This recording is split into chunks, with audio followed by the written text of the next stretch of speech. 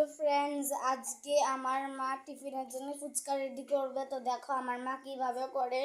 তো মনে হয় মা তেল গরম বসিয়ে দিয়েছে।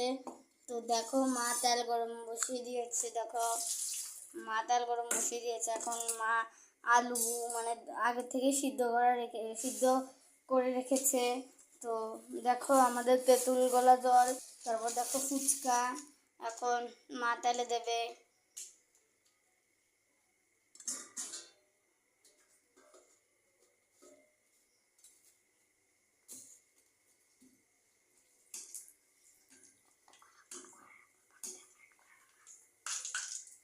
তো দেখো ফুচকা খুব সুন্দরভাবে মা করছে।